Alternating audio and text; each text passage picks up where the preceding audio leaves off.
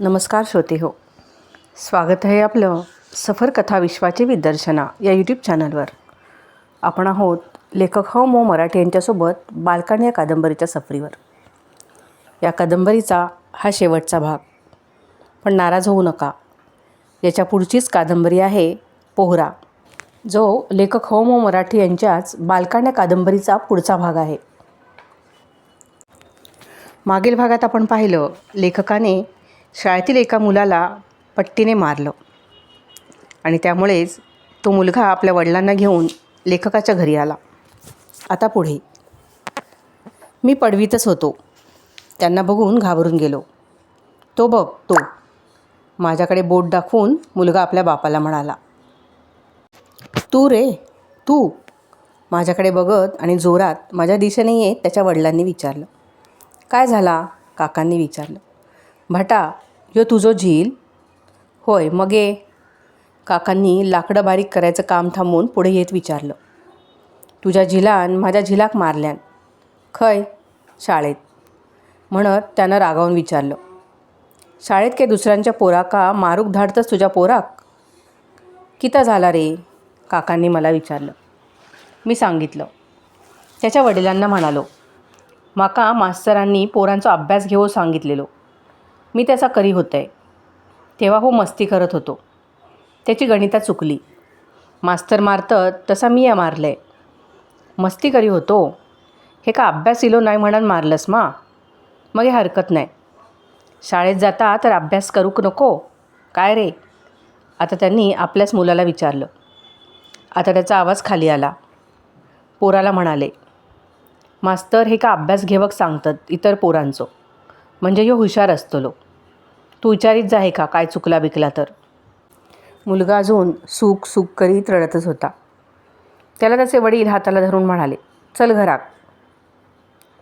6 परीक्षा झाली. मास्तरांनी धडे वाचायला सांगितले. मी खणखणीत आवाजात वाचलं. कविता म्हणायला सांगितली. मी न चुकता स्वच्छ आवाजात खणखणीतपणे म्हटली. तोंडी गणितं घातली. मी सर्वांची उत्तरं बरोबर दिली.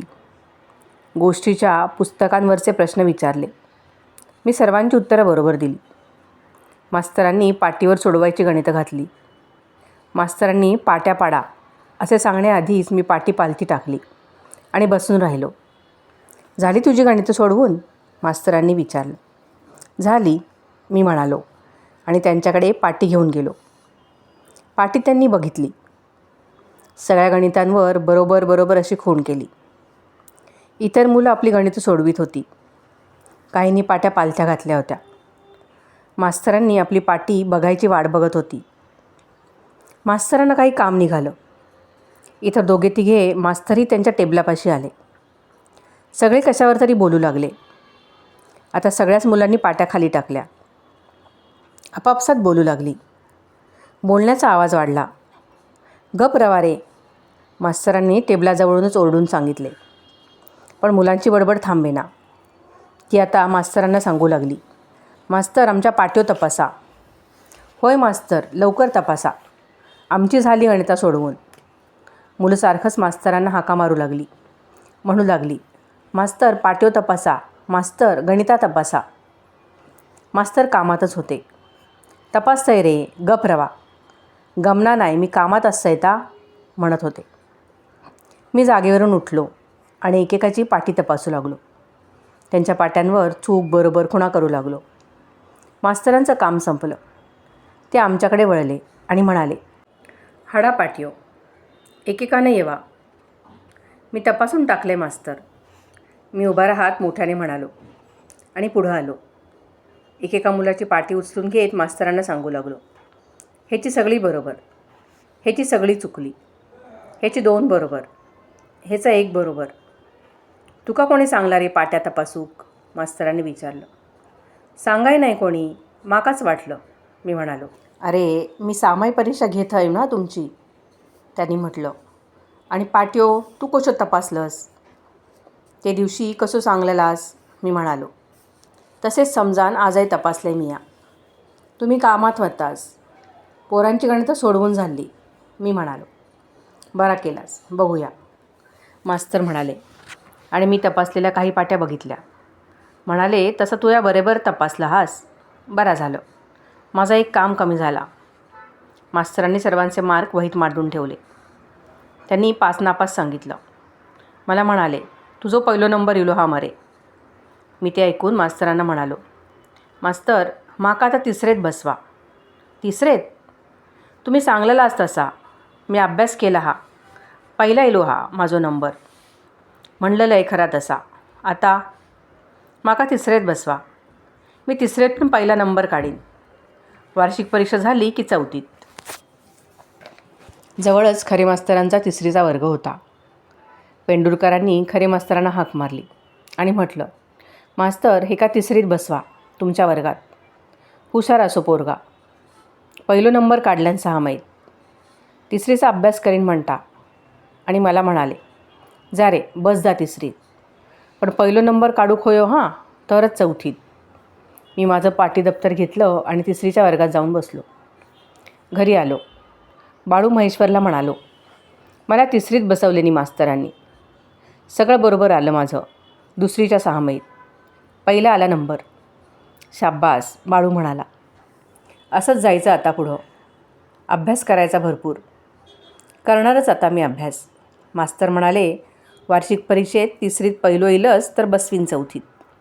शाब्बास, लाग अभ्यासाला आता. काय? बाळू म्हणाला. होणार तू पास तिसरीत पहिल्या नंबरने. शारदोत्सवाची तयारी शाळेत सुरू झाली. सामंतबाई, हिरलेकरबाई मुलाचे कार्यक्रम बसून घेऊ लागल्या. नाचासाठी मुली शाळा सुटल्यानंतर थांबू लागल्या. नाटकात काम करण्यासाठी मुलांना मास्तर बोलावू लागले. शाळा सुरू असतानाही एखाद्या वर्गात तालीम सुरू झाली. शाळेत शारदोत्सवाचं वातावरण तयार होऊ लागलं. सामंतबाईंनी मला म्हटलं, शारदोत्सवात तूही भाग घे रे. काय करू मी विचारलं. कर काहीतरी. कीर्तन करशील? माका नाही ये ना, मी म्हणालो. कीर्तन बघितलं तरी आहेस का की नाही? बघितलं आहे. मग तसंच करायचं, मी शिकवीन. 2 दिवसांनी मला त्यांनी बोलावलं. एक वर्तमानपत्र वाचायला दिलं. छापलेला कागद. म्हणाल्या, हे वाच. मी वाचू लागलो. कवितेसारखं लिहिलेलं होतं. सकाळी उठोनी चहाशी भजावे, चुलीशी वंदावे जीवे भावे. चहाचा तो घोट घेतल्या वाचून, मुळी घरातून हालू नये. वाचता वाचता मला गंमत वाटू लागली. चहा पिण्याबद्दलची कविता. मी आणखी वाचू लागलो. कविता बरीच मोठी होती. मला आवडू लागली. चहा पिण्याबद्दल पुष्कळ गमतीदार असं वर्णन त्यात होतं. याचं कीर्तन करायचं तू, बाई म्हणाल्या. आणि ती कविता चालीवर कशी म्हणायची ते सांगू लागल्या. म्हण, सकाळी उठोनी. सकाळी उठोनी, मी म्हणालो. ठो मोठा आणि लांबून म्हणायचा. सकाळी उठोनी. सकाळी उठोनी, मी म्हणालो. चहासी वंदावे. अशा प्रकारे त्यांनी मला कशी म्हणायची ती दाखवली. बाई सांगत होत्या, मी म्हणत होतो. चहाची ती कविता बरीच मोठी होती. बाईंनी सगळी माझ्याकडून त्यांना हवी तशी म्हणून घेतली. मग म्हणाल्या, तू यावर कीर्तन करायचं. चिपळ्या आहेत का घरी? नाहीत. मी आणते. तोवर तू कविता पाठ करून ठेव. मग शिकवते कीर्तन कसं करायचं ते. हां, मी म्हणालो. हे घे. म्हणत त्यांनी छापलेला कागद मला दिला. तो कागद घेऊन मी घरी आलो. अभ्यास करताना दप्तरातून बाहेर काढला. त्यावर छापलेलं चित्र होतं. बालसन्मित्र. मोठ्या अक्षरात अगदी वरती. हे काय रे बाळू? मी बाळूला विचारलं. नाव आहे ते वर्तमानपत्राचं. मालवणातून निघतं. तुझ्याकडे कसं आलं? यात हे गाणं छापलं आहे ना चहा पिण्याचं, त्याचं कीर्तन करून दाखवायचं आहे मला शारदोत्सवात. बाईंनी सांगितलं. शिकवणार आहेत मला कसं करायचं कीर्तन ते. असं म्हणून मी बाईंनी शिकवलेल्या चालीवर कविता म्हणायला सुरुवात केली. बरोबर लिहिल्यांचे मरे कोणीता. काका तिथं पडवीवरच होते. ते म्हणाले. मी ते गाणंच गुणगुणत पाठ करत राहिलो. शाळेत बाईंनी बोलावून घेतलं. त्या कीर्तन कसं करायचं ते मला शिकवू लागल्या. अशा या चिपळ्या घाल बोटात. आपल्या बोटात चिपळ्या अडकवून वाजून दाखवीत त्या म्हणू लागल्या. मागे पुढे नाचत नाचत बाईंनी म्हणून दाखवलं. म्हणता म्हणता हातातल्या चिपळ्या वाजवून खळखळ आवाज काढला. तू म्हण रे. मी चिपळ्या हाताच्या बोटात घातल्या. त्या वाजवीत त्यांचा खळखळ आवाज काढला आणि म्हणू लागलो. पुन्हा म्हण. मी पुन्हा म्हणून दाखवलं. आता पुढलं ऐका हां, बाई म्हणाल्या आणि बोलू लागल्या. तर बाप हो, सकाळी उठून वंदन कोणाला करा, तर चहाला. सकाळी उठोनी चहासी वंदावे. देवाला वंदन करू नका, मातापित्यांना वंदन करू नका. मग करा कोणाला वंदन, तर चहाला. म्हणून बुवा म्हणतात चाल लावी. सकाळी उठोनी चहासी भजावे, चुलीशी वंदावे जीवे भावे. तू म्हण रे. लक्षात रावला मा मी काय काय बोललं ता? मी चिपळ्या वाजवल्या आणि म्हणू लागलो. तर बाप हो, सकाळी उठून वंदन कोणाला करा, तर चहाला. असं म्हणून मी कडवं म्हटलं मोठ्यानं. म्हणताना खळखळ करीत चिपळ्या वाजवल्या. पुढं म्हणालो. सूर्याला वंदन करू नका, देवाला वंदन करू नका, मातापित्यांना वंदन करू नका. तर कुणाला वंदन करा, चहाला. भजन कुणाचं करा, चहाचं. म्हणून बुवा म्हणतात. असं म्हणून मी गाणं मोठ्या आवाजात चालीवर म्हणू लागलो. म्हणताना चिपळ्या वाजवीत राहिलो. जमला तुका, बाई म्हणाल्या. थांबल्या आणि पुढलं शिकू लागल्या. गाणं म्हणताना एकाच जागी नाही उभं राहायचं, मागं पुढं हलायचं. हे बघ.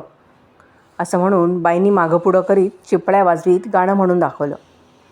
मला म्हणाल्या, कर. मी तसं करून दाखवलं. गाणं म्हणत, चिपळ्या वाजवीत, मागं पुढं होत चालून दाखवलं. जमतला मस्त कीर्तन. बाई म्हणाल्या, प्रॅक्टिस घरी करूक होई. शाळेत मी शिकवीन त्याची प्रॅक्टिस घरी करूची. करशीत मा? करीन, मी म्हणालो. घरी आलो. दप्तर टाकलं. शाळेचे कपडे काढून ठेवले आणि हातात चिपळी अडकवली. गाऊ लागलो. आवाज मोकळा सोडला. तो खूपच मोठा आणि किंचाळालगत येऊ लागला. तरी मी थांबलो नाही. बाळू, महेश्वरचे दादा विहिरीकडे चालले होते. मी हाती चिपळ्या घेऊन मोठ्यानं आमच्या पडवीत नाचत गात असलेला बघून त्यांनी विचारलं, काय रे करतोयस? कीर्तन. हे शारदोत्सवाचं प्रॅक्टिस करतोय. ते पुढं विहिरीकडे गेले. मी सुरू ठेवलं. सकाळी उठोनी. शारदोत्सवाच्या दिवशी बाईंनी मला कीर्तनकाराचा पोशाख चढवला. धोतर मला घेऊन यायला सांगितलं होतं. बाळू महेश्वरच्या दादांचं धोतर मी मागून नेलं. महादेव भटांची बाराबंदी मागून नेली. पगडी बाईंनी आणली होती. माझा पोशाख चढवून झाला. धोतर नेसलो. बाराबंदी घातली. डोकीवर पगडी चढवली. कपाळावर गंधाचा नाम लागला. गळ्यात फुलांची माळ आली. हातात चिपळी. वेगवेगळ्या कार्यक्रमात असणारी मुलं रंगून बिंगून पडद्याच्या मागं बाजूच्या खोलीत होती. बाई एकेका कार्यक्रमाची घोषणा करीत होत्या. तो कार्यक्रम करणारी मुले पुढे जात होती. पडदा उघडत होता. नाच, नकला, नाट्यछटा, नाटक सुरू होतं. माझा नंबर आला. बाई म्हणाल्या, आता तू हा रे. बाईंनी सांगितलं, आता कीर्तन बघा. कशाचं कीर्तन? चहाचं. मी पुढं गेलो. पडदा उघडला. समोर बघतो तर मुलांनी सगळी पडवी भरलेली. दारं, खिडक्या, इथंही कोणी कोणी होतं. मुलांचे पालक. मी बघितलं. काका दिसले. मी चिपळ्या वाजवल्या. खळखळ खळखळ. सारं कीर्तन छान म्हणालो. माझं कीर्तन संपलं. टाळ्या वाजल्या. आत आलो. बाई म्हणाल्या, छान केलंस हा रे. घरी आल्यावर काका म्हणाले, बरा केलास रे तू कीर्तन. जमेल तुला. मी म्हणतच सलोनी तुला आणि बाबलला, दोघांनाही कीर्तनं जमतील म्हणी. माझे मनात सलोच रे तुम्हाला कीर्तन प्रवचन करावे शिकवेचा. पण रामाचे मनात नाही खरा. शारदोत्सव झाला. एके दिवशी मास्तरांनी विचारलं, आता सहल काढूची असा, सांगा बरा खै खै जावे आता. पोरांनी हात वर केले. मला काहीच समजलं नाही. सहल म्हणजे काय? कीर्तना नाचासारखा काही असतं का? मी हात वर न करता स्वस्थ बसलो, थोडा घाबरून जाऊन. वर्गातल्या पुष्कळ मुलांनी हात वर केले होते. मास्तरांनी पुस्तकावरच्या विचारलेल्या प्रत्येक प्रश्नाला माझा हात वर होई. पण यावेळी मात्र मी हात वर करू शकलो नव्हतो. मुलांनी नावं सांगितली. ती गावांचीच असणार असं मला वाटलं, कारण सर्वांनी तिकडे जायचं होतं. मास्तरांनी नक्की केलं, वायरी. कोण कोण येणार ते हात वर करा, मास्तर म्हणाले. अनेक मुलांनी हात वर केले, मुलींनी केले. मी केला नाही. काय रे, तुला नाही यायचं? मास्तरांनी विचारलं. नाही, मी म्हणालो. का? मास्तरांनी विचारलं. सहलीला जायचं असतं, आजूबाजूचा भाग बघून होतो. एक दिवस शाळेपासून लांब जाऊन यायला मिळतं. येणार ना? मी काहीच म्हणालो नाही. शाळा सुटल्यावर शेजारच्या मुलाला विचारलं. सहल म्हणजे काय रे? गावाक जावचा, दुसऱ्या. बरोबर खाण्याचो डब्बो नेवेचो, चांगले कपडे घालूचे, जायचा. थंय बघूक असता काय काय मज्जा. चालता चालता त्यानं विचारलं. तू नाही येतलस? नाही. सहलीला जाण्याबद्दल मुलं बोलत असत. मी काहीच बोलत नसे. शेवटी सहलीला जाण्याचा दिवस जवळ आला. मास्तर म्हणाले, नीट कपडे घालून या. आपण दुसऱ्या गावाक जातो, दुसऱ्या शाळेत जातो, काय काय बघाक जातो. थंय लोक पण आपणाक बघतात. नीट येवा. केस बीस वाढलेले नकोत. कपडे स्वच्छ हाये. नये घाला असले तर. तुम्ही गो चेडवांनो, परकर बिरकर नीट घाला, स्वच्छ धुतलेले. नाहीतर नये हाडूक सांगा बापशीक. जुती व्हाना घाला असली तर. वाळूतसून जावचं असा. वाळू तापताले, पायाक चटके बसतात. हां, आणि डबे खाण्याचे. आईक काहीतरी चांगला चुंगला करूक सांगा. पुऱ्यो आणि भाजी आणा बटाट्याची. लाडू बिडू करून हाडा. जाताना एकमेकाक देत देत खाऊचे, म्हणजे मजा येता सहलीक. प्रत्येकाने येवक होया. मी नाही येतलंय. मी नाही येतलंय म्हणाचा नाही. नापास करीन जो येऊचो नाही सहलीक तेका. सांगान ठेवतंय आधीच. मी काकांना म्हटलं. सहलीला जायला हवं. म्हणजे के? काकांनी विचारलं. वायरी म्हणीसे वाटता एक गा, से. त्या नेणार सत मास्तर आम्हाला. वर्गातले सगळे पोरांना. त्या किता करणार सत पोरांनी नेवनी. बघवेचा म्हणे किता किता. त्या रे किता बघवेचा. मला नाही माहिती, पण जायवे हवा. येणार नाही त्याला नापास करीन असं म्हणाले मास्तर. मग ये जाऊनी. पाय मात्र दुखणार सत. भट जासत कधीकधी त्या भात करणे जैवे. दमनी येसत. तुम्हाला पोरांना झेपणारसे? पण मास्तर म्हणसत येवेच हवा. मग जा तर, ये जाऊनी. कधी ता? मी कधी जायचं ते सांगितलं व म्हटलं. नवे कपडे हवे आणि खाण्याचो डबो. त्यात पुऱ्यो आणि बटाट्याची भाजी. मास्तरास म्हणाव, ठेवलीनसे बटाट्याची भाजी आणि पुऱ्यो. हाटा भात आणि सोलकडी मिळवेची मारामार. आणि नवे कपडे केतीन हाडवेचे रे. जे सत ते घाल. धुवूनी घाल आदले दिवसा, म्हणजे वाळसत. सहलीच्या आदल्या दिवशी मी शर्ट, चड्डी, टोपी धुवून काढली, वाळत घातली. काकांना म्हणालो, माझो डबो सहलीचो. ते विचार करत बसले. तेवढ्यात बाळू, महेश्वरची आई, विहिरीकडे जाण्यासाठी म्हणून आली. हातात कळशी, घागर. तिला काका म्हणाले, वहिनी गो, तुझा हरी पीठ सैल नि तांदळाचा. से तर किता. मग एक भाकरी करणी दे. हाणू सकाळी के सहलीला जायवेचा से म्हणसे. खाण्याचो डबो न्यायवेचा से बरोबर. मास्तरांनी सांगलान. पुऱ्यो आणि भाजी हाडा. ते केतीन हाडवेची. भाकरी घेऊनही जाईल. तेवढे एक तू दे. जोंधळ्याचे पिठायचेही चालेल. बरोबर नारळाचं तुकडं देन एक. विहिरीवरून घराकडे परत येताना तिनं म्हटलं, आत्ताच देसा करणी. दे. संध्याकाळ होता होता बाळू, महेश्वरच्या आईनं एक भाकरी पाठवून दिली. वर लोणच्याची फोड घातलेली. भाकरी बघत काका म्हणाले, लोणचा सेस नी. त्याच्याबरोबर खोबऱ्याचा एक तुकडा ने. झालो मरे खाण्याचं डबो. त्यांनी एक केळीचा फाळका आणला. तो निखाऱ्यावर धरला. फाळका कडक होता. तो मऊ झाला. भाकरीवर खोबऱ्याचा तुकडा, लोणच्याची फोड ठेवली, भाकरीची घडी केली आणि केळीच्या फाळक्यात त्याची पुडी बांधली. पंचाचा एक फडका घेऊन त्यात ती बांधली. मला म्हणाले, झालो मरे तुझं सहलीचं डोबं तयार. सहल वायरीला गेली. बघायचं होतं ते बघून झालं. दुपार झाली. डबा खाण्याची वेळ झाली. मास्तरांनी सरांना रांगा करून समोरासमोर बसायला सांगितलं. आम्ही झाडांच्या सावलीत समोरासमोर रांगा केल्या. बसलो. कोणी मांडी घातली, कोणी उकिडवे बसले. खाली घातलेलं काही नव्हतं, फक्त वाळू तापलेली. सर्वांनी आपापले डबे समोर ठेवले. मी माझी पंचाच्या फडक्यात बांधून आणलेली पुडी सोडली, माझ्यासमोर ठेवली. चला श्लोक म्हणा, वदनी कवळ घेता. मास्तर मोठ्यानं श्लोक म्हणू लागले. सर्वांनी हात जोडले. ज्यांना श्लोक येत होता ते पुटपुटू लागले. आता उघडा डबे, जेवायला लागा, मास्तरांनी सांगितलं. सर्वांनी डब्याची झाकणं उघडली. काही जणांनी ताटल्याबरोबर आणल्या होत्या.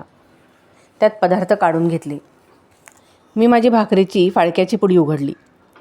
भाकरीचा तुकडा मोडून तोंडात टाकला. काल संध्याकाळी केलेली भाकरी आज दुपारपर्यंत शिळी झाली होती. उन्हानं वाळल्यागत कडक झाली होती. मी भाकरीचा तुकडा लोणच्याला लावून तोंडात टाकला.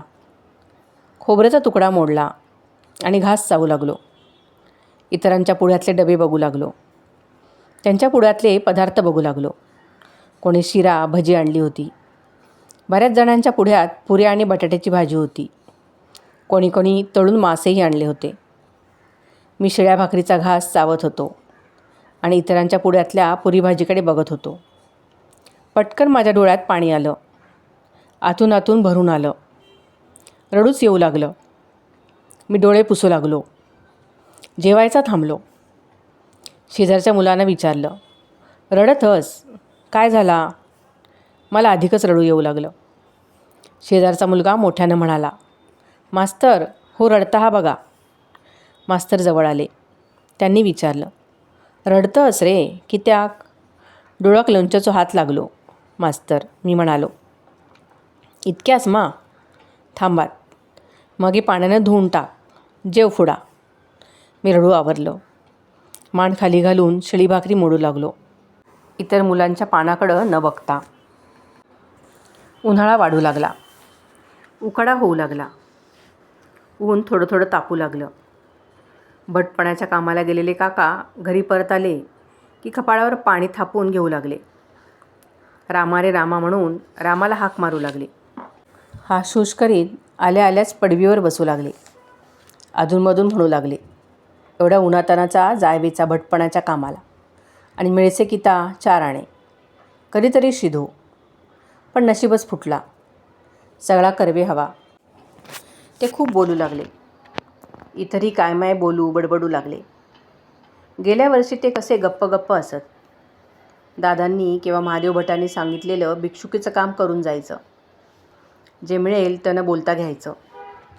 भात कढी खाऊन झोपायचं. संध्याकाळी पडवीत बसून सूत कातायचं.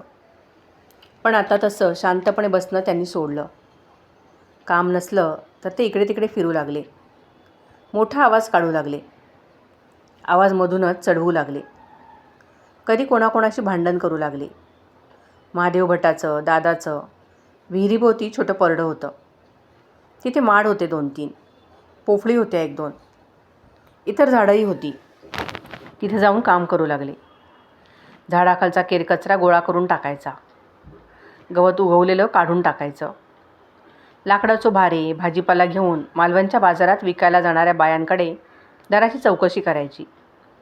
त्यांनी दर सांगितला की त्यांच्याशी भांडायचे. ते पहाटे उठून विहिरीवर जाऊ लागले. पाणी काढून आंघोळ करू लागले. आंघोळ करताना मोठ्यानं स्तोत्र, पूजा, अथर्वशीर्ष, पुरुष सूक्त म्हणू लागले. तिथून विहिरीवरूनच मला बाबलला मोठ्या मोठ्यानं हाका मारू लागले. त्या हाकांनी आवाठातल्या घरातली माणसं जागी होऊ लागली. विहिरीवर पाणी नेण्यासाठी येणाऱ्या कुळवाडी बायका विचारीत, काकांनू इतक्या फाटे उठान वरत कशाक असतास? काका काहीतरी उत्तर देत. त्यातून आवाज चढू लागले. जेवताना आम्ही तिघेही एकमेकांशी काही न बोलता जेवू. भात आणि सोलकढी. आता कधीमध्ये आमटीही करू लागलो होतो. बाबलनं 1-2 पातेल्या, पळ्या, चमचे घेतले होते. आमटी करायला पातेली मिळाली होती. डाळ कधी शिद्याची असे. श्राद्धाला काकांना शिधा मिळे. तो महादेव भटाकडे जमा करावा लागे. पण कधीतरी वहिनी तो काकांना देई. त्यात मुठभर तांदूळ असत. अर्धी मूठ डाळ असे. भाजी म्हणून लहानसं दोडकं नाहीतर पडवळाचा तुकडा असे. वालींची पेंडी असे. असा शिधा घरी आला की आम्ही आमटी भाजी करू. पण जेवताना बोलत नसू. गुपचूप न बोलता जेवून उठू. आता जेवतानाही काका काही बोलू लागले, मोठ्या आवाजात. जिथं पूजा सांगायला, श्राद्ध महाळ करायला, भात रांधून जेवायला जात तिथलं काहीतरी सांगून मोठ्यानं बोलू लागले. मोठ्या घरी दक्षिणा कमी मिळाली तर रागावून म्हणत, भीक लागली से मारे, आधेले दिलीन दक्षिणा. काका असं बोलले की बाबल म्हणे, पण त्यांना गाळी कशाला घालतोस तू? मग काका काहीतरी उत्तर देत. आवाज अधिक चढवून. बाबलचाही आवाज चढे. दोघांचेही आवाज चढत. मला भय वाटू लागे. असंच एकदा जेवताना त्यांचं भांडण झालं. काका म्हणाले, मी रेहतच नाही हटा, तुझे हरी. नकोच मला हटा रेहणा, मी चाललो. के जाणारसस? के पण जाईन, पण हेटा राहणार नाहीसा. काकांचं असं फार वाढलं. तेव्हा मी भिवून बाबलला विचारलं, काका असं काय करतो हे? त्याचं डोकं फिरणार आहे मरे पुन्हा. त्याची लक्षणं आहेत ही. 4-5 दिवसांनी पुन्हा काका बाबलचं भांडण झालं. दोघेही आवाज तापवून एकमेकांना बोलले. जेवता जेवता काका अर्धवट उठले पानावरून. म्हणाले, हो मी चाललो. मला ना येठा रेहवेचा. के जाणार सहज? तर आधी सांग मरे. मशनात जाईन, काका म्हणाले. झोडमासे, सुरलमे, झोडमेला गावी हिस्सोसे. सामायिक जमिनीत वाटोसे माझो. मी धडेवाटप करणी घेसा. खूप बांधीन त्या. पुन्हा उभा करेन ठिकाण पहिलेसारखा. समजलोस किता तू? थांबून म्हणाले. नाहीतर जाईन नरसोबाच्या वाडीला. माधुकरी मागणी रेहेन. त्यांनी भरारा आपलं सामान शोधलं. 1-2 पंचे, त्यांनी बरोबर आणलेल्या तांब्या, देवांचे फोटो, गुरुचरित्राची पोथी. आपल्या सामानाचं बोचकं बांधून ते तयार झाले. पडवीत उभे राहिले. मला म्हणाले, तू चल रे, घे जा तुझा सामान. लंगोट्या, पैरणी, चड्डी घे, सगळा. अंगपोशीचं पंचो घे.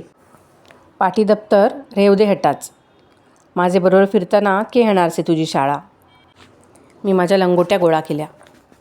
कुंटीवरून शर्ट, चड्डी काढली, टोपी काढली. दप्तराच्या पिशवीतून पाटी, पुस्तकं बाहेर काढून टाकली. पिशवी रिकामी करून घेतली. तीत लंगोट्या भरल्या. 1 पैरण, 1 चड्डी घातली. पंचा घातला. 1 पैरण, चड्डी अंगात घातली. टोपी घातली. पिशवी हातात घेऊन पडवीवर येऊन उभा राहिलो. चल जाऊया, काका म्हणाले. त्यांनी पायात जुती सरकवली. बाबल सगळं बघत होता. काका चालू लागले. मी पाऊल उचललं. बाबलनं माझ्या हाताला धरून मला मागं खेचलं. मोठ्यानं काकांना म्हणाला, तो तुझ्याबरोबर येऊचो नाही. तू त्याला घेऊनही जाऊ नका. तुला के जायवेचा ता जा. मशनात जा नाहीतर स्मशानात. पण तो आता तुझ्याबरोबर राहायचा नाही. मग किता करणारसे तो? काकांनी वळून विचारलं. तो शिकेल. त्याचा थोडा तरी शिक्षण व्हावे हवा. तू माझ्या आयुष्याचो एक सत्यानाश केलोस तेवढं पुरे. आता त्याच्या आयुष्याची वाट लावू नका, समजला? बाबल जोराने म्हणाला. काका यावर काही बोलले नाहीत. त्यांनी आपले घारे डोळे रोखून माझ्याकडे आणि बाबलकडे बघितलं.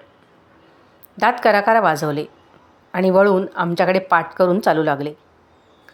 पाणंदीतून पुढे गेले. रस्त्यावर उतरले आणि चालू लागले. दिसेनासे झाले. मी तसाच पडवीत उभा होतो. हातात माझ्या कपड्यांची पिशवी. बाबल म्हणाला, आज जा. कपडे काढून ठेव कुंटीवर. पिशवीत पाटीपुस्तकं भर. शाळेत जा. मी दुकानात कपडे शिवायला जातो तसा जाईन संध्याकाळी. तू शाळेतून आलास की ओफीट करून ठेव. अभ्यासाला बस. कुशानं मला सांगितलं नाही तुला वफापर्यंत शिकवायला. तेवढं मी करीन. चांगल्या मार्कांनी पास झालास तर तुला प्राथमिक शाळा मास्तरची नोकरी मिळेल. ती धर. आणि जा कुठं तो तुझ्या पोटामागं. मी आत आलो. दप्तराच्या पिशवीतले कपडे बाहेर काढले. पुन्हा दप्तर भरलं. बाहेर येऊन पडवीवर अभ्यासाला बसलो.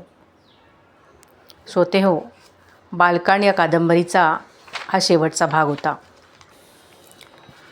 पुढील कादंबरीमध्ये लेखकाचे पुढे काय होते, शिक्षण पूर्ण होते की होत नाही, हे पाहण्यासाठी भेटूयात पुढील भागामध्ये. तोपर्यंत धन्यवाद. कथा ऐकायला आवडत असतील तर नक्कीच लाईक करा आणि आपल्या मित्रमंडळींना शेअर करा. कमेंट करायला विसरू नका. मी आपल्या कमेंटची वाट पाहत आहे.